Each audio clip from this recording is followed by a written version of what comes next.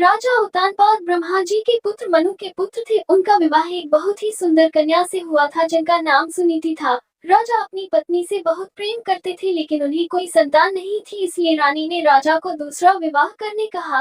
राजा अपनी पत्नी से बहुत प्रेम करते थे, इसलिए उन्होंने मना कर दिया और कहा कि दूसरी पत्नी के आने से तुम्हारा स्थान कम हो जाएगा, जिस पर सुनीति ने कहा मुझे आप पर विश्वास है, ऐसा नहीं होगा। राजा को सुनीति की हट माननी पड़ी और उन्होंने दूसरा विवाह कर लिया। उनकी दूसरी पत्नी का नाम सुरुचि था। विवाह के बाद जब सुरुचि महल आई तब उसे राजा की पहली पत्नी के बारे में पता चला। ये जानने के बाद सुरुचि ने उत्तानपाद से कहा, जब तक आपकी पहली पत्नी वन प्रस्थान नहीं करेगी वो महल में प्रवेश नहीं करेगी। ये सुनकर सुनीति स्वयं ही राजमहल त्याग कर वन में रहने चली गई। कुछ समय बाद राजा शिकार के लिए वन में जाते हैं और घायल हो जाते हैं। ये बात जब सुनीति को पता चलती है तो वो राजा को अपनी कुटिया में लाकर उनका उपचार करती है। राजा कई दिनों तक अपनी पहली पत्नी के साथ रहते हैं। उस दौरान सुनीति गर्भवती हो जाती है और उन्हें पुत्र रत्न की प्राप्ति होती है जिसका नाम ध्रुव रखा जाता है, जिसके बारे में राजा को ज्ञात नहीं रहता। कुछ दिनों बाद राजा अपने महल चले जाते हैं। वहाँ भी रानी सुरुचि को पुत्र रत्न की प्राप्ति होती है जिसका नाम उत्तम रखा जाता है। कुछ समय बाद राजा उत्तानपाद को ध्रुव के बारे में पता चलता है। वो रानी सुनीति को महल में आने का आग्रह करते हैं लेकिन वो नहीं आती। ध्रुव को कभी कभी महल भेज दिया करती। ये सब देख रानी सुरुचि को ध्रुव से घृणा होने लगते हैं।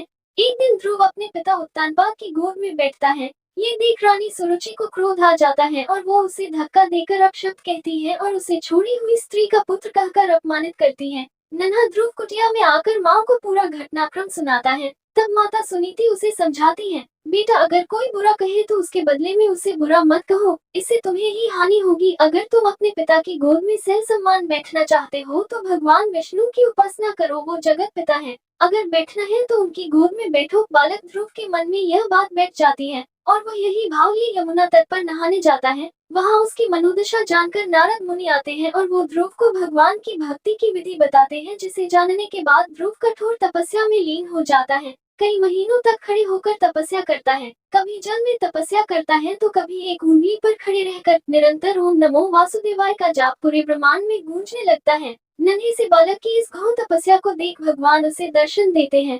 बालक ध्रुव भाव विभोर हो उठता है और कहता है, मुझे माता पिता की गोद में बैठने नहीं देती। मेरी माँ कहती है कि आप इस सृष्टि के पिता हैं, अतः मुझे आपकी गोद में बैठना है। भगवान उसकी इच्छा पूरी करते हैं और उसे तारा बनने का आशीर्वाद देते हैं, जो कि सब ऋषियों से भी ज्यादा श्रेष्ठ होगा। उस दिन से आज तक आसमान में उत्तर दिशा की ओर ध्रुव तारा चमक रहा है।